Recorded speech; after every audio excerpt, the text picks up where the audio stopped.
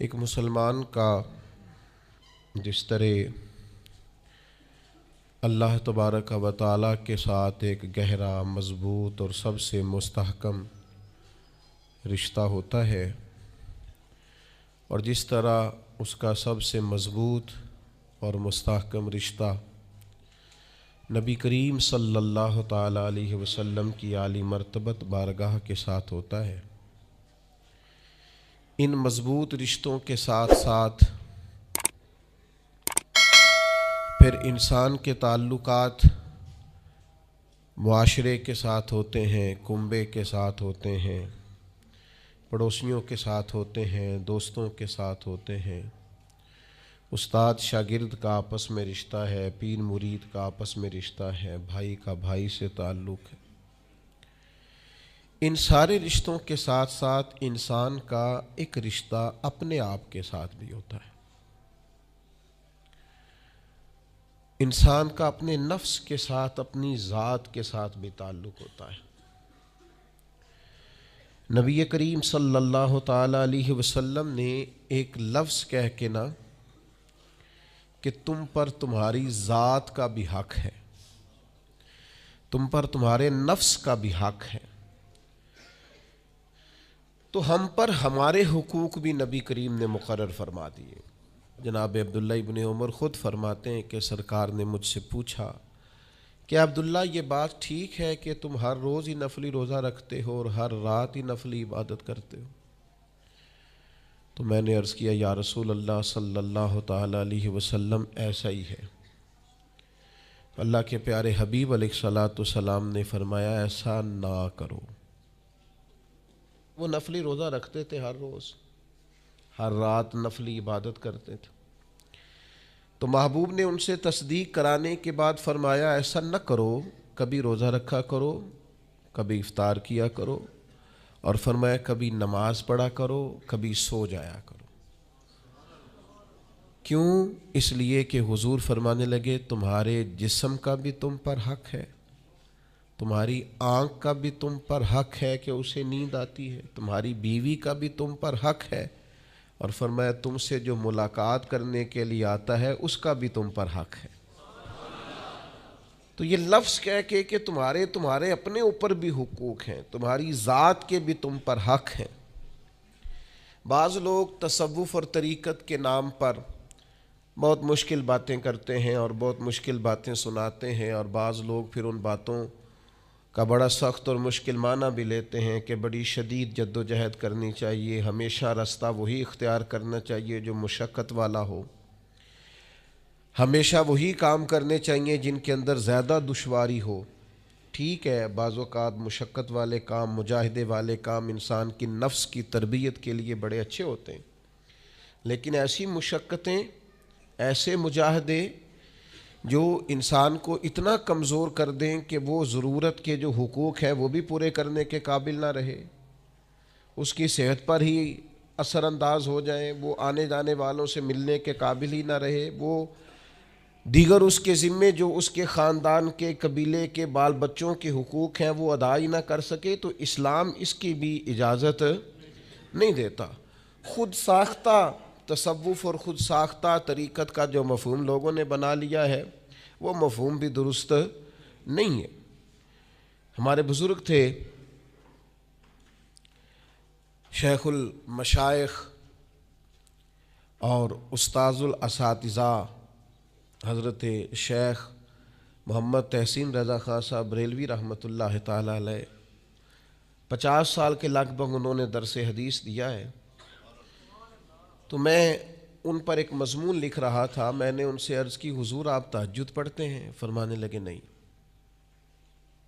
میں عشاء جماعت سے پڑھتا ہوں، اس کو بھی سالوں بیت گئے، اور میں فجر جماعت سے پڑھتا ہوں، یہ بھی میری زندگی کا معمول ہے، لیکن میں سحری کے وقت اس لیے نہیں اٹھ پاتا کہ مجھے صبح 8 بجے بیٹھ کر بچوں کو درس حدیث پڑھانا ہوتا ہے، عشاء کے بعد مجھے مطالعہ کرنا ہوتا ہے، تو میں سمجھتا ہوں یہ بھی میرے لیے نفلی عبادت ہے، لہٰذا میں رات کو بھی کتاب و سنت دیکھتا ہوں اور سارا دن بھی کتاب و سنت پڑھاتا ہوں، امید ہے میرا رب مجھے تہجد کا اجر بھی عطا کرے گا۔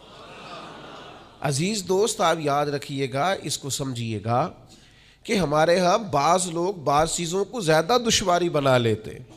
فلاں آدمی کو میں نے کبھی نفل پڑھتے نہیں دیکھا، یہ طریقت نہیں.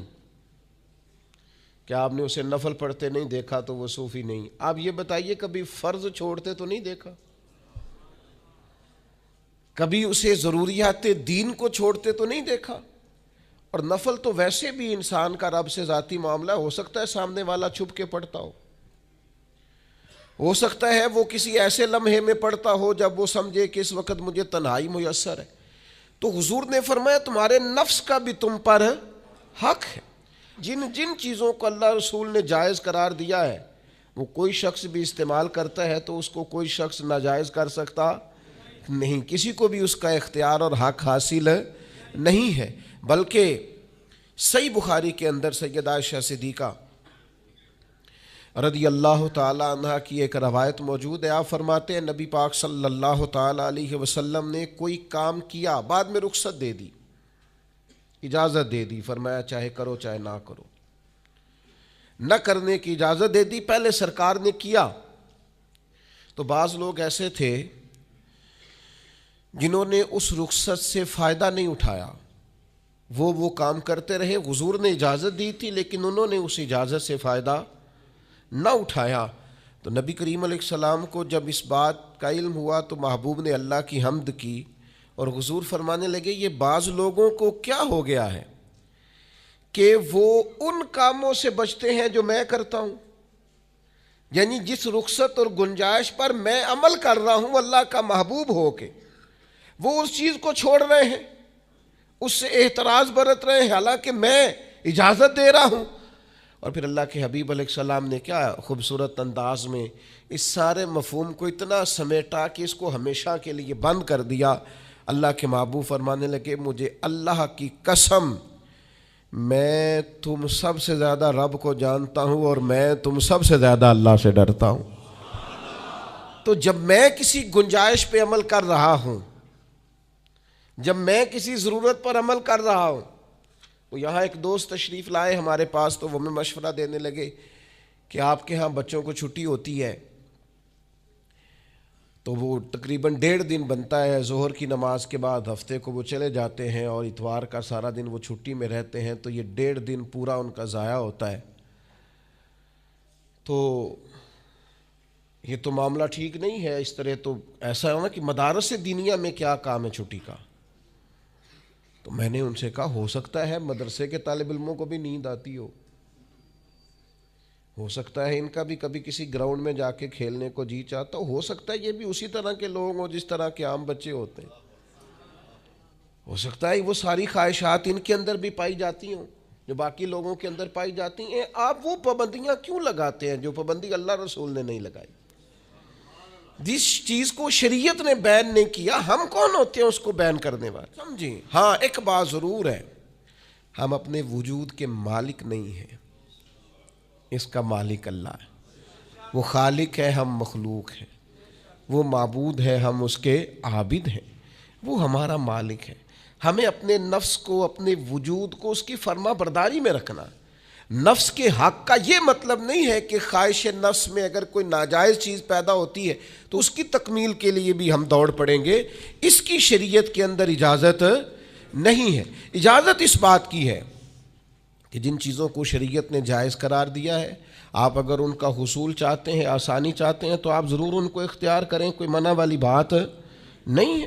میں نے کہا بعض لوگ نا بعض چیزوں پر شدت کرتے ہیں، یعنی نبی کریم علیہ السلام کے صاحبزادہ گرامی حضرت ابراہیم علیہ السلام کا وصال ہو گیا تو نبی کریم کی آنکھوں میں آنسو آ گئے. تو ایک شخص نے حضور سے کہا یا رسول اللہ آپ بھی روتے ہیں، آپ تو صبر کا درس دیتے ہیں.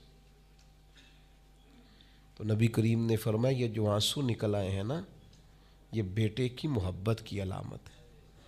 باقی فرمایا میرے دل اور زبان پر وہی ہے جس سے میرا رب راضی ہوتا ہے. میں اللہ سے کوئی شکوہ نہیں کر رہا، اس کی تقدیر پر راضی ہوں. لیکن یہ کہ جو انسان پر اللہ تعالیٰ نے کچھ فطری محبت رکھی آپ اس کو بھی قبول نہیں کرتے بعض لوگ. تو کچھ لوگ بعض لوگوں پر زیادہ شدت کرتے ہیں. بعض لوگ بعض چیزوں کے معاملے میں زیادہ شدت کا. حضرت عمر کو نبی پاک نے کچھ نذرانہ دینا چاہا, ہدیہ دینا چاہا. ایک ہے آپ کسی سے مانگتے ہیں, ایک ہے کوئی آپ کو دیتا ہے. ان دونوں باتوں میں وہ جو تحفہ لینا دینا ہے اسے تو حضور نے فرمایا محبت بڑھتی ہے. تو حضرت یہ صحیح بخاری میں موجود ہے, نبی کریم نے کچھ دیا تو حضرت عمر عرض کرنے لگے نہیں یا رسول اللہ ضرورت نہیں. تو محبوب نے فرمایا جو بن مانگے ملے وہ تو اللہ کی طرف سے ہے. وہ ایک صاحب مجھے کہنے لگے فلاں صاحب کہتے ہیں ہم چندہ نہیں مانگتے. تو میں نے کہا وہ زیادہ نیک ہونا چاہتے ہیں, کوئی حرج والی بات نہیں. وہ چندہ نہیں مانگتے, وہ زیادہ پرہیزگار ہونا چاہتے ہیں, زیادہ آگے بڑھنا چاہتے ہیں. ورنہ نبی پاک نے تو اعلان کیا ہے کہ تبوک پہ جانا ہے, مجاہدوں کو چندے کی ضرورت ہے. اعلان کیا کہ نہیں کیا رسول پاک نے؟ تو آپ کس کو علماء کی توہین کا پہلو بنائیں گے؟ رسول اللہ صلی اللہ علیہ وسلم نے اعلان نہیں فرمایا؟ اگرچہ مالک کے کل ہیں لیکن حضور نے اعلان کیا. اور قرآن مجید میں تو کفار نے شکوہ کیا ہے کہ رب ہم سے مانگتا ہے معاذ اللہ. اس کا معنی یہ ہے کہ اللہ فقیر ہے, ہم غنی ہیں. یا آپ 28ویں پارے میں دیکھ لیں کہ رب کہتا ہے قرض حسنہ دو, تو آپ کیا معاذ اللہ یہ آیتیں دے کے اللہ پر تنقید کریں گے؟ معاذ اللہ ثم معاذ اللہ, نقل کفر نباشت کہ اللہ لوگوں سے کہتا ہے میرے راستے میں خرچ کرو, اور ایک جگہ نہیں جگہ جگہ کہتا ہے. آپ کچھ زیادہ نیک ہونا چاہتے ہیں؟ یعنی جس بات کا اللہ اعلان کر رہا ہے وَمِمَّا رَزَقْنَاهُمْ يُنْفِقُونَ, جو میں نے تمہیں دیا ہے میری راہ میں خرچ کرو, جس کا حضور اعلان کر رہے ہیں. ایک شخص کھڑا ہو گیا تجو ہو مولوی چندے مانگتے ہیں. او خدا کے بندے, جو کام عین کتاب و سنت میں موجود ہے, تم کو ضرورت سے زیادہ نیک ہونا چاہتے ہو تو یہ تمہارا خود ساختہ دین ہے, یہ رسول اللہ کا دین نہیں ہے. یہ تمہارا, اور لوگ ہیں کہ کہہ رہے ہیں واہ واہ بڑی بات ہے. تو اس لیے ہمارے وجود کا بھی ہم پر حق ہے. چند ایک نفس کے حقوق آج بیان کرنے. سب سے پہلا ہمارے نفس کا ہم پر حق یہ ہے کہ ہم اپنے آپ کو پہچانیں, اپنی صلاحیتوں کو پہچانیں, اپنے اوپر غور کریں. قرآن مجید نے ارشاد فرمایا کہ بل الانسان علی نفسہ بصیرہ, فرمایا بلکہ انسان خود اپنے اوپر گواہ ہے, اسے اپنا پتہ ہے. بہانے بنائے تو بات الگ ہے, یہ خود پر گواہ ہے, اسے خبر ہے. انسان عالم اصغر ہے, ہم نہ اپنے آپ کو پہچانتے نہیں, ہمیں اپنی خوبیوں کا پتہ نہیں ہوتا. یہ جو ہم استاذ کے پاس جاتے ہیں نا, یہ جو ہم مرشد کے پاس جاتے ہیں نا, وہ ہمیں نکھار کے نا تو وہ ہماری خوبیاں ہماری آنکھوں کے سامنے کر دیتے ہیں کہ یہ تمہارے اندر صلاحیت ہے. وہ تراش کے نا پتھر کو تو اسے ہیرا بنا دیتے ہیں, وہ نکموں کو کام کا بنا دیتے ہیں. وہ کیا کرتے ہیں کہ وہ ہمیں ہمارے اپنے آپ سے آگاہ کر دیتے ہیں. یعنی ہے وہی تیرے زمانے کا امام برحق جو تجھے حاضر و موجود سے بیزار کرے اور موت کی شکل میں دکھلا کے تجھے جلوہ یار زندگی تیرے لیے اور بھی دشوار کرے. وہ جو تیرا جینا اوکھا کر دینا, مشکل نہیں میں کہتا, اگرچہ اردو ہے لیکن مشکل اور اوکھا, یہ اوکھا ذرا زیادہ وزنی ہے. جو جینا اوکھا کر دے وہ درویش ہوتا ہے, جو تیرے لیے مشکل کر دے. بھائی اپنے آپ کو پہچانے, اپنے اوپر غور کریں. اللہ تعالیٰ نے بنایا ہے اور بنانے والا کہتا لقد خلقنا الانسان فی احسن تقویم. بنانے والا کہتا ہے میں نے تجھے بڑی بہترین ساخت میں بنایا. او انسان میں نے تجھے بڑا ہی سونا بنایا. کوئی تیرے ناک پر تنقید کرے تو کرے, تو کہہ تجھے پتہ نہیں یہ چاہت کس کی ہے, میں مرضی سے نہیں بنا, یہ بنانے والے نے بنایا ہے. اس نے تجھے سونا بنایا, تو اپنے آپ کو پہچانتا ہی نہیں. تو جو ہے نا خدا جانے بلندی ہے کہ پستی پر جہاں میں ہوں وہاں کوئی نہیں ہے. تو اپنے قد سے بھی پیار کر, تو اپنے رنگ سے بھی پیار کر, تو اپنے وجود کی ساخت سے بھی پیار کر. اور پھر وہ کہتا ہے تجھے بنایا, باقی سارا کچھ تیرے لیے بنایا. هو الذی خلق لکم ما فی الارض جمیعا. رب کہتا ہے زمین میں جو کچھ ہے نا میں نے سارا تیرے لیے بنایا. تجھے اللہ رسول کے لیے بنایا ہے, اور باقی زمین میں جو کچھ ہے وہ سارا تو پہچانتا ہی نہیں. یہ ہر چیز مسخر ہے تیرے سامنے. اتنا بڑا ہاتھی ہوتا ہے اور ایک عام آدمی ہلکی سی چھڑی لے کے اسے چلا رہا ہوتا ہے. اونٹ کتنا لمبا چوڑا وزنی ہوتا ہے لیکن ایک عام آدمی اس کے ناک میں نکیل ڈال کے اسے گھما رہا ہوتا ہے. کتنی بڑی بھینس ہوتی ہے لیکن چھوٹے سے بچے نے مہار پکڑی ہوئی ہوتی ہے. ایک عام آدمی پائلٹ بن کر جہاز پہ بیٹھتا ہے اور منوں ٹنوں کے حساب سے وزن ہے، افراد ہیں، لیکن ہواؤں پر سواری کر کے اسے چیرتا ہوا وہ مہینوں کی منزلیں گھنٹوں میں طے کر کے کراس کرتا ہے. تسخیر کائنات کے لیے تجھے بنایا ہے، تو سو رہا ہے، تو جاگتا ہی نہیں، تو اپنے آپ کو پہچانتا ہی نہیں. اقبال سے کسی نے کہا میں رب تک جانا چاہتا ہوں، تو اقبال کہنے لگے عجب نہیں کہ خدا تک تیری رسائی ہو، پر تیری نظر سے تو پوشیدہ ہے آدمی کا مقام. تو بندے کے مقام کوئی نہیں سمجھ سکا ابھی تک. من عرف نفسہ فقد عرف ربا. درویش کہتے ہیں جو اپنے آپ کو پہچان گیا وہی تو اپنے رب کو پہچان گیا. اپنی قدر کو پہچانے، اپنی اہمیت کو پہچانے. آپ کے اندر بڑی صلاحیت پنہا ہے، چھوٹی چھوٹی باتوں میں پریشان ہو گئے، کام نہیں ملتا، کاروبار نہیں چلتا. اور تیرے پاس بڑا کچھ ہے یار، کام نہیں بھی ملتا. تو اگر وقتی طور پر کوئی حالات خراب ہیں تو اپنا قد کاٹ تو دیکھ، اپنا حسن تو دیکھ، اپنی سوچ تو دیکھ، تفکرات تو دیکھ. تجھے بنانے والے نے کوئی کمی چھوڑی نہیں، اس نے کمال کر دیا ہے، قدرت نے رنگ بھر دی ہے تیرے وجود میں. کبھی تو اپنے رب کے شاہکار ہونے کی نظر سے اپنے آپ کو دیکھے، تجھے اپنے آپ سے پیار ہو جائے، تجھے اپنے آپ سے محبت ہو جائے. وہ میں کبھی تنقید کیا کرتا تھا کہ یہ جوان شیشوں اور آئینوں کے سامنے بڑی دیر تک کھڑے رہتے ہیں. تو ایک دن ایک سادے سے بزرگ مجھے کہنے لگے یہ جو آئینے کے سامنے کھڑا ہے نا، یہ بھی رب کی تخلیق کوئی دیکھ رہا ہے. یہ کہہ رہا ہے کریم نے کمال نہیں کر دیا مجھے بنانے والا، حج نہیں کر دی. کیا حسن کے جلوے، کیا خوبصورتی اور کیا نورانیت اس نے پیدا کی ہے انسانی. اور پھر یہ جو دیا بن مانگے دیا. ایک بات یہ کہ اپنے نفس کو پہچانے، اور دوسری بات یہ ہے کہ عزت نفس کا بھی خیال کریں، اپنے آپ کو رسوا نہ کریں. اللہ نے عزت دی ہے تو اپنے آپ کو ذلت کی جگہ پر کھڑا نہ کریں، تہمت والی جگہ پہ اپنے آپ کو کھڑا نہ کریں. کبھی اپنے آپ کو اتنا کمزور نہ کریں. جھکنا ہے رب رسول کے سامنے، بلا وجہ دنیا داروں کے، سیٹھوں، نوابوں کے اور وزیروں مشیروں کے سامنے اپنے آپ کو رسوا نہ کریں. کسی کی گاڑی کے پیچھے بھاگ کے اللہ کی دی ہوئی شان کو کمزور نہ کریں. ذلت کی جگہ پہ اپنے آپ کو کھڑا نہ کریں. شریعت اسلامیہ نے مومن کا وقار کیا بیان کیا ہے. رب کریم نے فرشتوں سے جب مشورہ کیا تھا نا بندہ بنانے کے لیے، انسان کی تخلیق کے لیے، تو وَإِذْ قَالَ رَبُّكَ لِلْمَلَائِكَةِ إِنِّي جَاعِلٌ فِي الْأَرْضِ خلیفہ. اللہ نے فرشتوں سے فرمایا میں زمین پہ اپنا نائب بنانا چاہتا ہوں. اوہو، کبھی آپ اس کو سمجھ جائیں نا کہ یہ عزت کا تاج کیا ہے. رب کہتا ہے میں نے تجھے زمین پر اپنا خلیفہ بنایا ہے، تو نائب ہے میرا.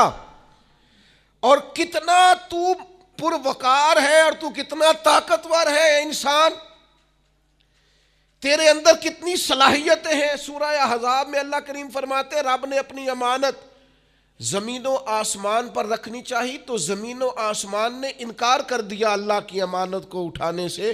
وَحَمَلَهَا الْإِنسان، اور انسان نے اس امانت کو اٹھا لیا. کہا مالک میں تیری امانت اٹھاؤں گا، میں تیرا نام لے کے گلیوں میں گھوموں گا، میں تیری توحید کے ڈنکے بجاؤں گا. حضرت انسان نے کہا میں تیرے نام کے نعرے لگاؤں گا، میں تیری عبادت کروں گا، میں تیرے لیے نکلوں گا، میں تیرے لیے خیرات کروں گا، میں تیرے رستے میں اپنی صلاحیت. وَحَمَلَهَا الْإِنسان، انسان نے امانت اٹھائی اور کہا مالک میں نکلوں گا تیرے نام کی سربلندی کے لیے، میں تیرے نام پر جہاد کروں گا. اگر جان دینی پڑی تو دعائیں مانگ مانگ کے کہوں گا مالک میں تیرے رستے میں شہید ہونا چاہتا ہوں. اللہ کی امانت کو حضرت انسان کیوں اپنے آپ کو رسوائی والی جگہ پہ کھڑا کرے، کیوں کمزور کرے. بہت پہلے کہا تھا، فقیر آدمی ہوں، جو باتیں کہتا ہوں کوشش کرتا ہوں سوچ سمجھ کے کہوں. بہت پہلے کہا تھا میں نے کہ جو اپنی برادری کو بڑا جانتا ہے اس کی زیادتی نہیں، زیادتی اس کی ہے جو اپنی برادری کو سب سے چھوٹا جانتا ہے. تو بڑا نالائق ہے، تو کہتا ہے میں چھوٹی برادری میں پیدا ہوا ہوں. تو مرضی سے پیدا ہوا ہے، یہاں تجھے تیرے رب نے پیدا کیا ہے. جو ماں تیرے، میں نے ایک دفعہ کہا کچھ دوستوں سے، کہنے لگے کدھر جا رہے ہیں؟ میں نے کہا اپنے والد صاحب کے مزار پہ. کہنے لگے پیر تھے؟ میں نے کہا نہیں. عالم تھے؟ میں نے کہا نہیں. کسی بہت بڑے ادارے میں کسی صدر نشین کی سیٹ پہ بیٹھتے تھے؟ میں نے کہا نہیں. وہ ٹریکٹر پر بیٹھ کر کھیتوں میں ہل چلاتے تھے، شام کو بھینسوں کا دودھ دھوتے تھے. وہ کسان تھے، وہ محنت کرتے تھے. پھر وہ تاجر تھے، چھوٹی سی تجارت کرتے تھے. لیکن مجھے اگر کوئی کائنات میں پوچھے گا نا خوش نصیب کتنے ہو، تو میں کہوں گا میں نے اس طرح کا باپ نہیں دیکھا جس طرح کا اپنا باپ دیکھا. اس لیے کہ میری شخصیت میں اگر کوئی نکھار ہے تو سب سے زیادہ رنگ میرے ابا جی کے بھرے ہوئے. تو میں کیسے انکار کروں؟ سب سے زیادہ ان کے دیے ہوئے رنگ ہیں شخصیت کے اندر، ماں باپ کے. او بھائیوں، ناز کے ساتھ زندگی گزاری جاتی ہے.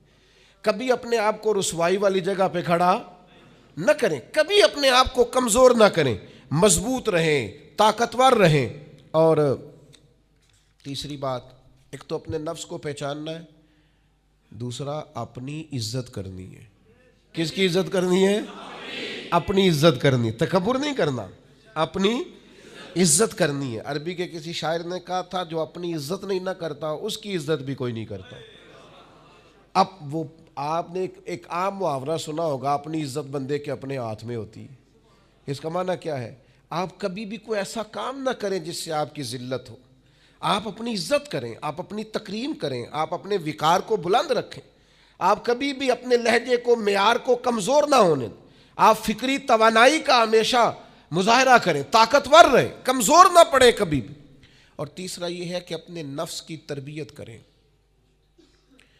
جس طرح انسان اپنے وجود کی نشو و نما کرتا ہے نا، وہ کہتا ہے یہ کھاؤں گا تو طاقت ہوگی، یہ کھاؤں گا تو بیمار ہوں گا، یہ کھاؤں گا تو میں فریش رہوں گا، یہ کھانے سے میری طبیعت میں درد ہوگی.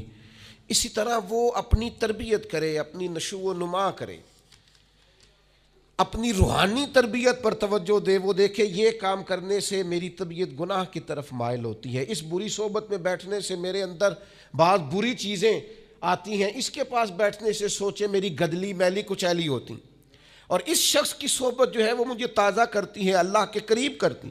تربیت نفس پر توجہ دیں، اپنی باطنی کیفیات کو ملاحظہ کریں. اپنی تربیت سب سے زیادہ انسان خود کر سکتا ہے. بل الانسان علی نفسہ بصیرہ، انسان خود اپنے اوپر گواہ ہے. وہ خود محسوس کرے کہ کہاں کہاں میرے اندر غلطیاں ہیں، کہاں کہاں میرے اندر کمزوریاں ہیں. وہ ان ساری چیزوں پر متوجہ رہے. ڈاکٹر نے دوائی دینی ہوتی ہے، اور دوائی دینے کے بعد وہ کہتا ہے یہ نسخہ ہے اور یہ کھانے کی ترتیب ہے اور یہ آپ کی پرہیز ہے. اب مریض کہے کہ جناب ڈاکٹر صاحب کوئی نظر کریں آپ تاکہ میں نہ نظر سے ٹھیک ہو جاؤں، تو ڈاکٹر کہے گا میری نظر یہی ہے جو میں نے نسخہ لکھا ہے نا، یہی نسخہ ہے، یہ دوائی کھائیں. یہ وہ لوگ آتے ہیں پیر صاحب کے پاس، کہتے ہیں کوئی نظر کریں میں نیک ہو جاؤں. بھی پیر صاحب نے نسخہ بتایا نا، 5 نمازیں پڑھو، نماز کے بعد یہ والا ذکر کرو. پیر صاحب نے بتایا نا اس کام سے پرہیز کرو، تو آپ ان بات مانیں انشاءاللہ اللہ شفا عطا فرمائے گا. آپ اس نسخے پر، وہ پیر فیض الحسن شاہ صاحب رحمۃ اللہ علیہ آل مہار شریف والے فرمایا کرتے تھے، مرید کہندے نے سانو نمازاں نہ پڑھاؤ، اللہ اللہ نہ کراؤ، ایویں ہی پہنچاؤ. تو کہتے ہیں یہ ایویں والا کام ہو سکتا؟ ہاں، جو شریعت کے احکام ہے وہ تو سارے کرنے پڑتے ہیں. اور پھر لوگوں کو نا ایسے موقع پہ بابا بلے شاہ جی یاد آ جاتے ہیں. کہتے بلے شاہ نو مرشد ملے ہے تے انہیں ایویں جا بخشایا ہے. او نا نا نا نا 300 پہلی زمین ہوندی سی بابے بلے شاہ دی، انہیں ساری دیتی جی اللہ دی راہ وچ. ایویں جڑا جے نا وہ اے والا ایویں جے. نیرا شیر نہ پڑھو، پیچھے پلٹ کے دیکھو تو صحیح اس شخص نے کمال کیا کیا کیا ہے. مجھے اتنا نظر آ رہا ہے وہ بلے شاہ نو مرشد ملیا جنہیں ایویں جا بخشایا، وہ ایویں ان کی عاجزی ہے، وہ ان کی عاجزی ہے، وہ انکساری ہے. وہ کہتے ہیں کہ مجھے بہت زیادہ مشقت نہیں کرنی پڑی، ایک ہی مرشد سے سارا کچھ مل گیا ہے. یہ اس بات کا ترجمہ ہے، اس کی تشریح ہے. من مانی باتیں، من مانی آپ تربیت اپنی کریں, اپنے اوپر غور کریں. اور چوتھا, ہمارے نفس کا ہم پر حق یہ ہے کہ اپنے نفس کا احتساب کریں, اپنے نفس کو اللہ کی رضا کے مطابق ڈھالیں, اس کا محاسبہ کریں. جو لوگ حساب کتاب نہیں نہ رکھتے, ہمارا ادارہ ذرا بڑا ہوا ہے تو ہم نے اسپیشل اکاؤنٹ میں پکا بندہ رکھ لیا ہے. پہلے ایک دوست کام کرتے تھے رضا کارانہ طور پر, شام کو بیٹھتے حساب کتاب کر دیتے. کمیٹیوں میں ایک شخص کیشیئر ہوتا ہے. پھر اب ادارہ بڑا ہو گیا, نظم بڑا ہو گیا, کام بڑا ہو گیا. اب وہ ایک آدمی شام کو اگر بیٹھے گا تو کرے گا نہیں, تو مستقل ایک صاحب ہیں جو ڈیوٹی کرتے, نظام کو دیکھتے. کیونکہ اگر حساب کتاب نہ رہے تو چیزیں ٹھیک چل سکتی. سب سے زیادہ وہ تاجر ناکام ہوتا ہے جو کمائی کرے اور خرچ کا حساب ہی نہ رکھے, جس کو پتہ ہی نہ ہو آمدن خرچ میں بیلنس کیا ہے. اس لیے حضرت عمر رضی اللہ تعالیٰ عنہ ارشاد فرماتے ہیں, اپنا حساب کرو اس سے پہلے کہ قیامت میں تمہارا حساب کیا جائے. اپنے نفس کا محاسبہ ضرور. ہم نہ ساری زندگی دوسروں کا حساب کرتے رہتے ہیں, فلاں کہاں سے کماتا ہے, کہاں کھاتا ہے, کہاں پہنچ گیا, کون سی سیاست کی, کس کے پاس اٹھتا بیٹھتا ہے, کہاں سے آتا جاتا ہے, چلاک بڑا ہے, فلاں سے مل گیا. اور ساری زندگی دوسروں کا خیال رکھتے گزر گئی. اس سے زیادہ بھی کبھی اپنا رکھا ہوتا نا, تو بات کہاں سے کہاں پہنچ جاتی. محاسبہ نفس کرنا, اور کتنا کرنا ہے, اس نفس کو قابل بنانا ہے.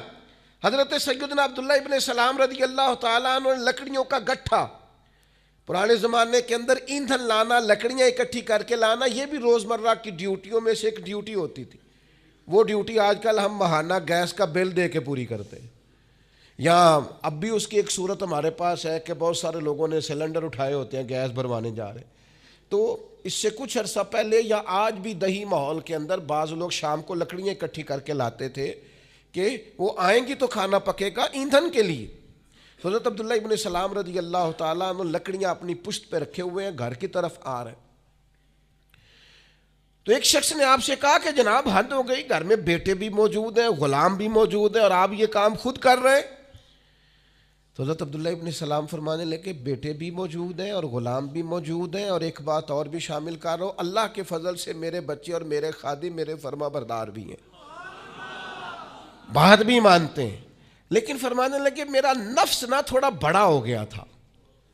یہ مجھے کہہ رہا تھا تو بہت بڑا آدمی ہو گیا ہے, تو بہت بڑا شخص ہو گیا, تیری بڑی شخصیت ہو گئی ہے. فرمایا یہ جو ذرا لکڑیوں کا گٹھا پشت پہ رکھا ہے نا, یہ رکھا پشت پہ ہے, لیکن ذرا حساب اپنے نفس کا کر رہا ہوں, محاسبہ نفس کر رہا ہوں, اسے سمجھا رہا ہوں کہ اتنا بڑا ہونے کی ضرورت. ہمارے بزرگ فرمایا کرتے تھے آخر تک اپنے استادوں کی بارگاہ میں حاضری دینی ہے. میرے اسا فرمایا کرتے آخر تک اپنے مشائخ سے جڑے رہنا ہے, آخر تک اپنے اساتذہ کے پاس آنا جانا. کچھ لوگ بے نیاز ہو جاتے ہیں نا, خود عالم ہو گئے اب استاد گئے, خود بڑے ہو گئے اب گئے. کہتے تھے آخر تک جانا, اس لیے کہ بعض لوگوں کے پاس جانے سے انسان کو لگتا ہے کہ نہیں مجھ سے بھی بڑے موجود ہیں. ان کے پاس بیٹھنے سے احساس ہوتا ہے کہ میں اتنا بڑا نہیں ہوں. اور بڑا بھی ہمیشہ وہی ہوتا ہے جس کا کوئی بڑا ہوتا ہے, جس کا کوئی بڑا ہی نہیں وہ کیسے بڑا ہوگا. تو اللہ تعالیٰ نے بھی ہمیں قرآن مجید کے اندر یہ حکم دیا, یا ایھا الذین آمنوا اتقوا اللہ ولتنظر نفس ما قدمت لغد. اے ایمان والو اللہ سے ڈرو اور ہر جان حساب کرے, محاسبہ کرے, دیکھے کہ اس نے کل کے لیے آگے کیا بھیجا. کل کے لیے اس اپنا حساب کرنا ہے, محاسبہ نفس کرنا. یہ نفس کا حق ہے. جس طرح کپڑے میلے ہو جاتے ہیں تو آپ پریشان ہوتی ہیں کہ یار یہ میلے ہو گئے بدلنے چاہیے. جوتے ٹوٹ جاتے ہیں تو آپ خیال کرتے ہیں یار مجھے آنا جانا ہوتا ہے, یہ مجھے ٹھیک کرنے چاہیے. تو نفس پر میل کچیل چڑھ جاتی ہے, لوگ حساب ہی نہیں کرتے. باطن سارا گدلا ہو جاتا ہے, لوگ حساب ہی نہیں کرتے. اندر سارا کمزور ہو جاتا ہے, حساب ہی نہیں کرتے. اس نفس کا حساب کرنا ہے, محاسبہ کرنا ہے. اس کا بھی حق ہے. جس طرح آپ کے جسم کا حق ہے کہ لباس ٹھیک ہو, جوتے ٹھیک ہوں, آپ نے غسل کیا ہوا ہو, اس طرح آپ کے نفس کا بھی حق ہے. اس کا حق کیا ہے کہ اسے اتنا ٹھیک کر دے, اتنا محاسبہ کریں, اتنی اس کی عادات بہتر کریں کہ وہ رب کی رضا کے مطابق ڈھل جائے, اللہ رسول کی رضا کے مطابق دھل جائے, نکھر جائے, صاف ہو جائے. اس طرح کا ہو جائے کہ جب دنیا سے جانے لگے تو آواز آئے, یا ایتھا النفس المطمئنہ اے نفس مطمئنہ ارجعی الی ربک راضیۃ مرضیہ، لوٹ اپنے رب کی طرف، تو اپنے رب سے راضی ہے اور تیرا رب تجھ سے راضی ہے۔ اس نفس کو اللہ کی رضا کے مطابق ڈھال دیں۔ حضرت ابراہیم ابن ادم رحمۃ اللہ علیہ ایک دن مریدوں کے بیچ بیٹھے ہوئے تھے، فرمانے لگے دنیا میں جو کچھ ہوتا ہے میری مرضی سے ہوتا ہے۔ تو سارے مرید آپ کی طرح کے عقیدت مند تو نہیں نہ ہوتے چپ کر کے سن لیں، کچھ سوچتے بھی ہیں، ان کا دماغ فوری طور پر تنقید کی طرف بھی مائل ہوتا ہے۔ جب آپ نے فرمایا کہ دنیا میں جو کچھ ہو رہا ہے میری مرضی سے ہو رہا ہے، تو کچھ لوگ جو تھے ان کی آنکھیں بتاتی تھیں کہ سوال فوری طور پر آ گیا ہے، ذہنوں کو پریشان کر رہا ہے۔ تو ایک صاحب نے کہہ لیا حضور یہ بڑا دعویٰ ہی نہیں، دنیا میں جو ہو رہا ہے میری مرضی سے ہو رہا ہے۔ فرمانے لگے اصل بات نہیں نا، تم نے آگے پوچھا ہی نہیں، میں بتانے لگا تھا۔ کچھ لوگ پریشان جلدی ہو جاتے، اگلا صفحہ پڑھتے نہیں پچھلے پہ ہی پریشان ہو جاتے۔ کہا دنیا میں جو کچھ ہو رہا ہے میری مرضی سے ہو رہا ہے، اور میری مرضی وہی ہے جو میرے رب کریم کی مرضی ہے۔ میں نے اپنی مرضی اللہ کی مرضی میں فنا کر دی ہے، لہذا جو کچھ بھی ہو رہا ہے چونکہ میری مرضی وہی ہے جو میرے یا ایتھا النفس المطمئنہ ارجعی الی ربک راضیۃ مرضیہ، اے نفس مطمئنہ لوٹ اپنے رب کی طرف، وہ تجھ سے راضی ہے اور تو فادخلی فی عبادی، آجا میرے خاص بندوں میں داخل ہو جا، وادخلی جنتی، آنا میں نے تیرے لیے جنت تیار کی ہے، میری جنت میں داخل ہو جا۔ لیکن کیا کرنا ہے؟ نفس مطمئنہ، کون سا؟ ایسا نفس تیار کرنا ہے جو اللہ سے راضی ہو اور اللہ اس سے راضی ہو۔ اس کا محاسبہ کر کے اس طرح کا بنا لیں کہ یہ اس طرح کا ہو جائے کہ جس طرح اللہ اس سے راضی ہے اور یہ